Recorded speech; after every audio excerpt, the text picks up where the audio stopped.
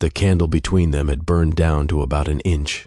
Dinner was mostly finished. The apartment was quiet in the way it only got on weeknights. No television, no music, just the low settle of the building around them and the occasional sound of a car passing outside. He was watching her from across the table. Not staring, just watching. The way you watch something that has become so familiar, it no longer demands your attention, but still earns it anyway. She was turning her glass slowly between both hands, looking at nothing in particular, and he felt, in that moment, without naming it, that this was exactly what he had been moving toward, not a destination, a feeling, the feeling of a life that fit. He didn't say anything. He didn't need to. He just let the quiet be what it was. And it was enough. The candle between them had burned down to about an inch. She had been watching it for the last several minutes, because watching the candle was easier than watching him. Dinner was finished. The apartment was quiet. He was looking at her. She could feel it, with that particular ease he carried so naturally, that settled, unhurried comfort that she had loved about him for years and that tonight, for the first time, frightened her, because she had spent the last 3 days turning something over in her mind that she had not told him. A phone call, a recruiter, a role in another city that was, on paper, everything she had worked toward. And sitting across from him in that quiet, in that candlelight, holding a glass she kept turning just to have something to do with her hands, she understood with perfect and terrible clarity that she was not going to take it.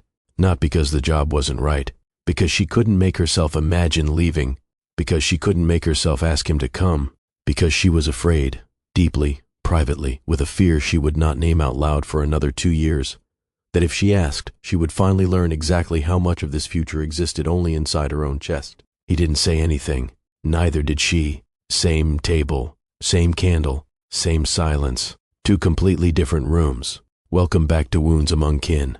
And if this is your first time here, we're glad you found us. This channel exists for one reason, to tell the stories that don't have a clean villain, the ones where 2 people genuinely cared about each other and still managed to miss each other completely. We don't take sides here. We don't hand you a verdict. We hand you both truths and let you sit with what they cost. Every story on this channel is told in full, his side, her side, and the collision point where both versions of the truth finally have to share the same room. If that's the kind of storytelling that stays with you, the kind that makes you think about your own life long after the video ends, then this is your channel. Hit subscribe so you don't miss what's coming. Now, let's get back to Corbin and Della, because the story is just getting started. The party was for someone he barely knew, a coworker of a coworker, moving across the country for reasons nobody at the party seemed entirely clear on. Corbin had shown up because he'd been invited, and because he had no good reason not to. And within 20 minutes of arriving, he had exhausted his interest in every conversation available to him and drifted toward the bookshelf, the way people drift toward anything stationary when they're not sure what else to do with themselves. She was already there, not reading, just standing near the books the way he was standing near the books, using them as a reason to be somewhere without having to explain why. He noticed that immediately, the specific social strategy of it. And because it was the same strategy he was using, he felt something close to recognition before he had even heard her voice. He walked over. She didn't look surprised, which he would think about later. They started talking. About the books neither of them had opened. About the party neither of them was fully enjoying. About the mutual friend who had invited them both and who had already disappeared into another room. The conversation moved the way good conversations move, without effort, without performance, without either person checking to see how it was landing. It just went. And then the overhead lights dimmed, which was someone's polite way of ending the evening, and they moved to the sidewalk outside and kept going for another 40 minutes because stopping felt like a waste of something. He texted her that same night. She wrote back within the hour. That was the beginning. No grand gesture, no moment of deliberate intention. Just 2 people who found each other's company more honest than most and kept returning to it. His mother met Della at the end of year 1. They hadn't even gotten through the first course when his mother pulled him into the kitchen under the pretense of needing help with something, leaned close and said, quietly, with the particular certainty his mother reserved for things she'd already fully decided, "That woman loves you the way people love things they're afraid to lose." He didn't know what to do with that. It wasn't a warning exactly. It wasn't a complaint. It sat somewhere between observation and prophecy, and he didn't have the vocabulary for it at the time, so he filed it somewhere he wouldn't have to look at it directly and went back to the dining room, where Della was laughing at something his younger brother had said, her sleeves pulled down over her wrists the way she always wore them when she was nervous, clearly trying, clearly wanting this to go well. He watched her from the doorway for a moment before she noticed him, the effort she was putting in, the care. He felt something, not love, not yet, or maybe it was love and he just hadn't named it properly, something softer, something close to responsibility. By year 2, he had stopped calling her his girlfriend in most contexts. Partner felt more accurate, more proportional to what they actually were. By year 3, he had stopped introducing her at all in group settings because it seemed unnecessary. Everyone already knew Della. She was a constant. She moved through his life the way a person moves through a space they belong in, without announcing herself, without requiring acknowledgement, just present in the particular way that things become present when they've been part of your daily architecture long enough to stop registering as additions. He told stories in the first person plural, without noticing he'd made the shift. We went there last spring. We've been meaning to try that. We had that same conversation once. He thought of it as arrival, as the natural settling that happens when something good stops being new and starts being real. He was not in a hurry. He was not avoiding anything. He was simply living inside what they had built and trusting that the next step would announce itself when the time was right. What he did not understand, could not have understood from where he was standing, was that arrival and avoidance can look identical from the inside, and that the person across the table may be reading the same silence in an entirely different language. Year 4 arrived without announcement, the way most difficult years do. Nothing broke, nothing collapsed. There was no single morning he woke up and felt the difference. It was subtler than that, a accumulation of small, nearly invisible things that he couldn't have assembled into a coherent picture even if he'd tried. Della would go quiet sometimes in the middle of a conversation, not hurt quiet, not angry quiet, just still, a particular stillness he couldn't read the way he could usually read her. And rather than asking what it meant, he told himself it was nothing. Work stress. Everyone had phases. He was not the kind of man who catastrophized small shifts in mood, and he was quietly proud of that, not yet understanding that there is a version of that quality that is steadiness and a version that is avoidance, and that the difference between them is whether you're choosing not to panic or choosing not to look. He loved her. That part was never in question. When he ran the mental exercise of removing her from his life, really removing her, not just a temporary absence but a permanent one, the result was a flatness that felt wrong in a way he couldn't articulate. She was woven into the daily texture of who he was. His routines referenced her. His weekends were shaped around her. His sense of home had gradually and completely relocated itself to wherever she was. But something else was also true, something he was less willing to examine. In year 5, he was approached about a position in another city. The role was well above his current level. The salary was a significant jump. His manager mentioned it over lunch with the particular care people use when they're delivering information they expect to change something. Corbin listened, asked the right questions, and spent 3 days turning it over before quietly declining. He told his manager the timing wasn't right. He told himself the same thing. What he did not do was tell Della, not because he was hiding it. That's what he told himself at the time. He didn't tell her because telling her would have required a conversation, a specific, concrete, forward-looking conversation about what moving would mean, whether she would come, whether they were at a point where that question had a clear answer. And he found, when he pressed against the edges of that conversation in his own mind, that he didn't know what his own answer was. So rather than find out, he removed the question entirely, said no to the offer, moved on, and filed it in the same place he'd filed his mother's comment from year 1. He was becoming a man with a filing system for things he didn't want to know about himself. His mother asked him in year 6, not for the first time, but with a different weight than before, when he was going to ask Della to marry him. They were at her kitchen table. She wasn't pressing. She was just asking, in the way she asked things she already knew the answer to, and was waiting for him to catch up. He said he was thinking about it. She looked at him for a long moment and said, "Corbin, thinking isn't doing." He nodded and redirected the conversation, and she let him, because she was his mother and she understood that some things have to be arrived at rather than delivered, but the words stayed with him. They sat alongside everything else he'd been accumulating. Because the truth, the one he circled without landing on, the one that visited him at odd hours and then retreated before he could fully face it, was this: he had never chosen Della. Not deliberately, not consciously, not in the way that requires a person to stand at a genuine crossroads with real alternatives on either side and say, this one, on purpose. She had been there when he was ready for someone to be there. He had stayed because staying was good and right and comfortable, and because leaving would have required a reason he didn't have. At some point, the staying had simply become the relationship. The habit had become the commitment. The default had become the choice, except it hadn't. Not really. And somewhere beneath the comfort and the love and the genuine warmth he felt for her, that distinction had begun to matter in a way he could no longer fully suppress. He just hadn't figured out yet what it was going to cost him to finally look at it. He met Iris Pemberton in the 7th year through a shared project at work, and from the very first week he understood that whatever was happening was not what he needed to be careful about. He was not attracted to her in a way that felt dangerous. He was not looking for anything. He was not unhappy in any way he could point to directly and name. What she did, without trying, without knowing, without any intention on either side, was force him into contrast. That was the thing he couldn't outrun. Not Iris herself, but what being around someone new did to his ability to see his own life clearly. When you have lived inside something long enough, you stop perceiving it.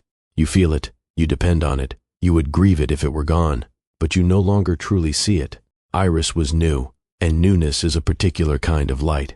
It doesn't change what it falls on. It just makes visible what familiarity had softened into background. What he saw, in that light, made him uncomfortable in ways he didn't immediately have language for. He noticed how much of himself operated on autopilot. He noticed how many of his evenings with Della followed the same quiet, comfortable arc. Not bad, not hollow, just settled in a way that had stopped requiring anything from him. He noticed that he felt more present in a 2-hour work meeting than he had felt in months of ordinary nights at home, and he hated himself a little for noticing that, so he compensated. He came home warmer. He brought food from the place she loved. He was more attentive, more deliberate, trying to locate through behavior a feeling he couldn't manufacture by trying. It didn't work. The question underneath everything simply kept asking itself, quietly, on repeat, did you ever actually choose this? Or did you just never leave? He spent 3 months in that question. He said nothing to Della. He said nothing to Iris. He performed the surface of his life with a composure that cost him more each week, and told himself he was being responsible, being careful, taking his time. What he was actually doing was waiting for the question to answer itself so he wouldn't have to. It answered itself on a Tuesday evening, after a late meeting ran long. He and Iris were the last two in the conference room, tired, laughing about something that wasn't particularly funny but felt funny the way things do when you're exhausted. And she said something offhand. Not to him, not about him, just a passing remark about a friend of hers who had spent years waiting for a man to figure out what he wanted. She said she couldn't do that, said she refused to hand years of her life to someone who was still deciding. She moved on immediately. The conversation shifted. She didn't know what she'd done, but the words had already landed. He went home that night and sat in the dark of the living room for a long time while Della slept down the hall. And he thought about everything his mother had said 7 years earlier. That Della loved him the way people love things they're afraid to lose. He had never once asked himself what he had done to make her feel that way, what had been absent, what had never been confirmed, what she had been waiting for without him ever acknowledging the wait. He bought the ring 3 weeks later. He bought it for Iris. And he told himself, with a clarity that felt for the first time in years like solid ground, that it was the first genuinely intentional choice he had ever made. He believed that completely. He did not yet understand what believing it was going to require him to face. Before we cross to the other side of this story, if you haven't subscribed yet, now is the time. What you just heard is only half the truth, and the half you haven't heard yet changes everything. Hit subscribe and stay with us. 2 weeks before that party, she had ended a 4-year relationship on a Tuesday afternoon while he was at work. She packed 2 bags, moved into her cousin's spare room, and spent the following week telling everyone she was fine. She wasn't fine, but she was out. And out felt close enough to fine that she could function. The relationship she had left hadn't ended dramatically. That was almost the hardest part. There was no single unforgivable thing, no clean breakpoint she could hold up and say, "There, that's where it went wrong." What there had been instead was a slow, quiet hollowing. A man who spoke beautifully about the future and moved not at all toward it. A woman, her, who had spent 4 years making herself useful, making herself easy, making herself the kind of partner who didn't ask for too much, and discovering at the end that the asking wasn't even the problem. The problem was that he had never been building anything. He had just been comfortable, and she had confused his comfort for intention for long enough that leaving felt, even when she finally did it, like her failure rather than his. She went to the party because her friend insisted. She wasn't ready. She knew she wasn't ready. She went anyway, and she stationed herself near the bookshelf because the bookshelf was in a corner, and the corner required fewer conversations. He was doing the same thing on the other side of the room. She noticed him before he came over. She noticed the specific quality of his stillness, not bored, not performative, just genuinely unbothered by the fact that he wasn't working the room. When he walked toward her, she didn't feel the particular alertness she might have felt 2 months earlier. She felt something quieter, curiosity, maybe, the low-key kind. Then he started talking, and the thing that happened, the thing she hadn't expected and wasn't prepared for, was that he listened, not the way men at parties listened, which was with half their attention while the other half tracked the room. He was completely present. When she spoke, he heard what she actually said, rather than composing his response while she was still finishing her sentence. It was so disorienting that she stumbled over her words twice in the first 10 minutes, and had to recalibrate. She had been in enough relationships to know what that quality of attention meant. She also knew, freshly, painfully, that knowing what something means and knowing what it will become are entirely different things. So she measured herself. She kept the door slightly pulled. She gave him her number because she wanted to, texted back because she meant it, and spent the following weeks being warm and present and genuinely herself while keeping the full weight of what she felt from showing in any single moment. That was the discipline she had learned, not performance, protection. By year 2, the discipline had softened. She wasn't measuring herself as carefully. The door that she'd held slightly pulled had drifted open in the way doors do when you stop actively holding them. She told her sister she thought this was different. Her sister asked in what way. Della thought about it for a moment and said, "He makes me feel like I'm enough without having to be less." By year 3, she had stopped thinking about the relationship as something she was in and started thinking about it as something she lived in. The distinction felt important. Being in something implied a degree of evaluation still in progress. Living in it meant the decision had been made. Hers had.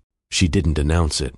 She didn't sit him down and deliver a declaration. She just quietly, one afternoon, updated the small biographical line she used on one of her social accounts, the one that listed her name, and she added his, Della Foss Aldred, not legally, not formally, just privately, in the architecture of how she understood herself, not as a message to him, not as pressure, as recognition of something she had already decided was true. She had chosen him completely, with full knowledge and full intention.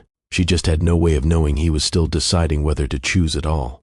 She had a box, not a physical one, an interior one, a place inside herself where she put the things she noticed but chose not to name out loud.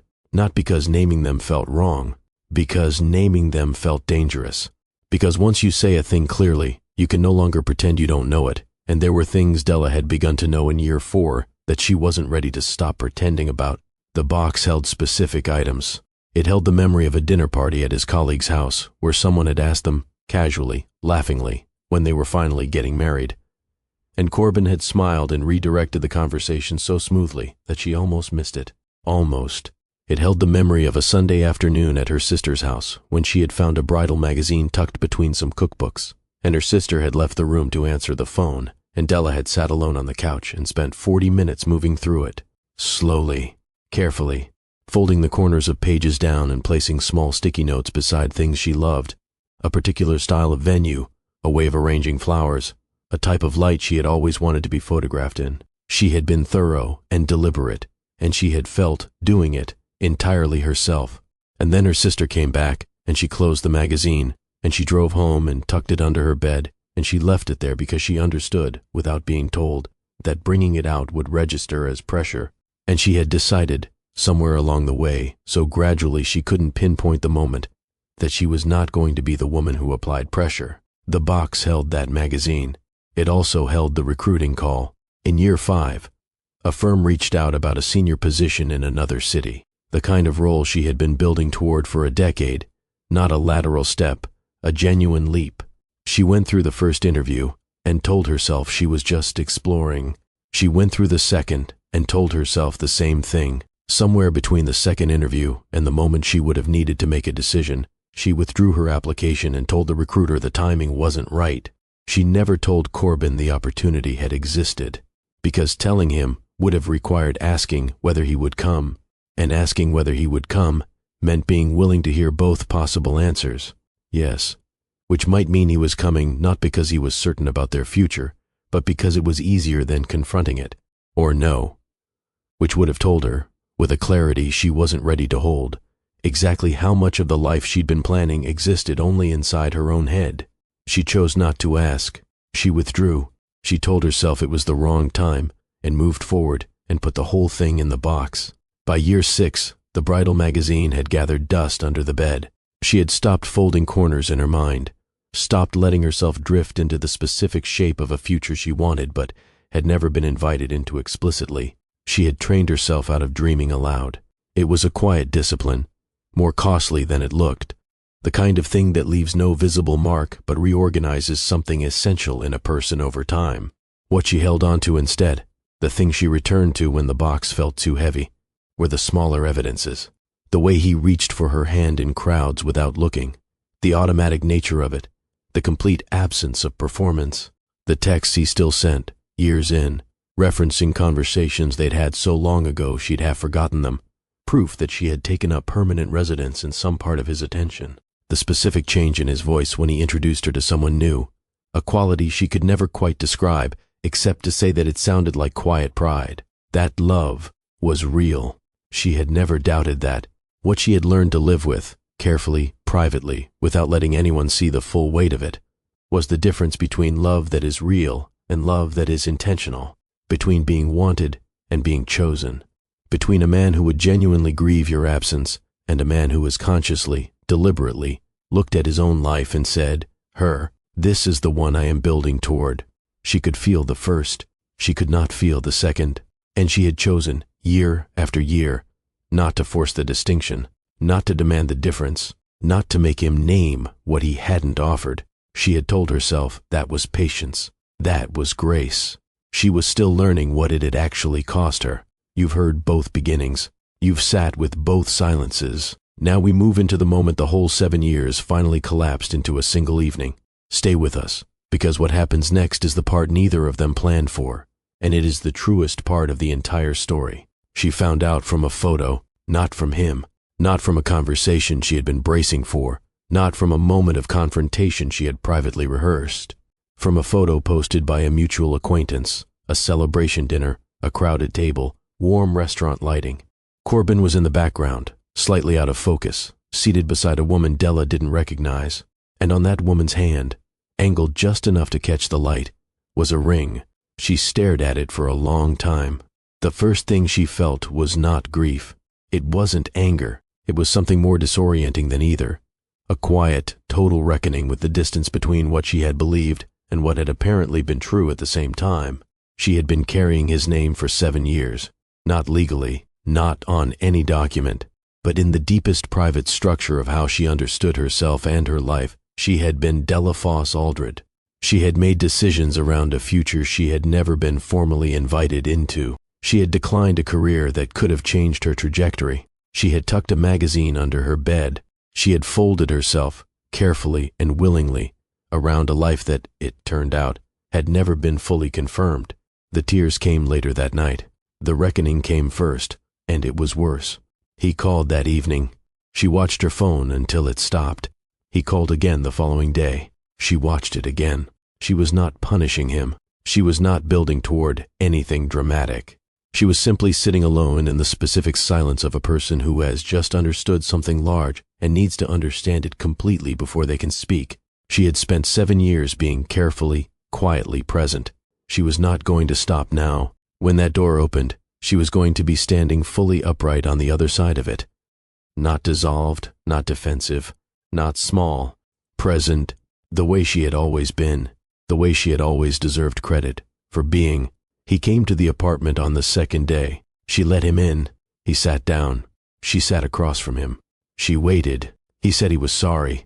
He said it more than once and in more than one way, and she listened to all of it without interrupting, because she had learned over 7 years how to hold space for things that were difficult, and she saw no reason to stop now. He said he had loved her, genuinely, not as a performance, not as a consolation, and that he had also failed her in ways he had only recently come to understand fully. He said he had confused stability for commitment, presence for declaration. He said he had allowed her to believe in a future he had never consciously constructed, and that the fault of that was entirely his to carry. She let the silence sit for a moment after he finished, and then she said the things she had never said in 7 years, through every careful, measured, graceful silence. She had never said this. She told him about the recruiting firm, the role in the other city, the 2 interviews she had gone through before quietly withdrawing her name. She told him she hadn't told him it existed because she was afraid of what asking him to come would reveal. Afraid of yes as much as no, because yes from a man who hadn't chosen her would have been its own particular devastation. She told him she had made herself smaller, again and again, for a future that was only ever fully real inside her own chest. She said, "I made myself smaller for someone who never asked me to." She did not say it with cruelty. She did not say it to wound him. She said it because it was the truest thing she had ever said out loud, and she was done putting true things in a box. The silence that followed was unlike any silence they had shared across 7 years of a shared life. It was the first one that held both of them equally, the first one neither of them was performing through, the first completely honest silence they had ever sat in together. What neither of them had been able to see, not from inside their own perspective, not from inside 7 years of genuine feeling, was how perfectly their failures had mirrored each other. Corbin had spent 7 years believing that love, if it was real enough, would eventually clarify itself into commitment without requiring him to engineer that clarity deliberately. He had treated the future like a destination that would announce itself when the conditions were right, rather than something 2 people had to consciously name and build together. He had confused the absence of conflict with the presence of rightness. He had let the relationship carry him forward and called that steadiness. He had stayed without choosing and called that loyalty. He had watched Della fold herself into his life with a completeness that moved him, and he had accepted the gift of that without ever asking himself what it cost her to keep offering it.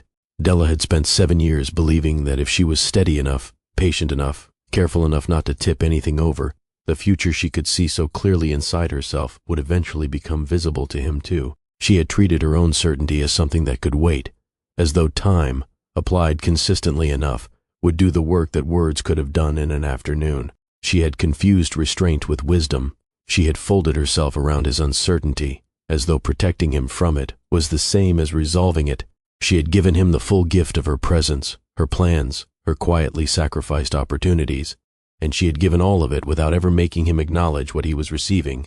They had both been waiting for the other person to make it real. Neither of them had. The ring on another woman's hand was not, in the end, a betrayal in the conventional sense. It was not the beginning of the end. It was the end of something that had never fully begun, a relationship built on assumption rather than declaration, sustained by proximity rather than purpose, held together by a love that was entirely real and entirely incomplete at the same time, real enough to last 7 years, not clear enough to survive the first honest conversation. Della left the apartment that evening without theater, without a final statement beyond the one she had already made. She walked out into the night with the particular quiet that settles over a person when a long truth has finally been spoken and there is nothing left to protect. Not peace, not yet, but the beginning of something that could eventually become peace. The difference was significant. She called the recruiting firm the following week. The original role had been filled, but there was another position, a different city, a comparable trajectory, a team that had been looking for someone with her exact background. She took the interview. She took the job. She moved 6 weeks later with 2 suitcases and the quiet determination of a woman who had decided, for the first time in a long time, to take up the full amount of space she was entitled to. Corbin stood at his own wedding 18 months later, in a room full of people who were happy for him, beside a woman he had chosen on purpose and genuinely loved, and he felt something he had not anticipated feeling at his own ceremony. Not regret about Iris, not doubt about the choice he had made, something older and more specific than either of those things. Grief, the particular grief that arrives not when you lose something suddenly, but when you finally understand, too late to change it, what something cost, what it cost him, what it cost Della, what it costs any two people who spend years in the same love story without ever reading from the same page. He carried that grief quietly, the way she had carried so many things quietly before him. He was beginning to understand, standing there, what that kind of carrying actually weighed. If this story has stayed with you, if you've been sitting with both sides and feeling the weight of what neither of them said, share it with someone who needs to hear it. And if you haven't subscribed yet, this is the moment. The closing thought is next, and it's the part of the story that belongs entirely to you. Here is what nobody in this story said out loud until it was too late to matter. That feeling love and choosing love are not the same act. That you can be genuine in your feeling and still fail the person you feel it for. Not through cruelty, not through indifference, but through the particular failure of never converting what you feel into something deliberate, something declared, something that asks the other person to witness it rather than simply absorb it. That making yourself smaller does not make love larger. That patience, practiced long enough without honesty, stops being a virtue and becomes a slow surrender. That the right person, the person worth building a life with, will not require you to disappear in order to stay. And if you find yourself disappearing anyway, the question worth asking is not whether they noticed. It is whether you told them you were doing it. 7 years of real feeling, 0 years of honest direction.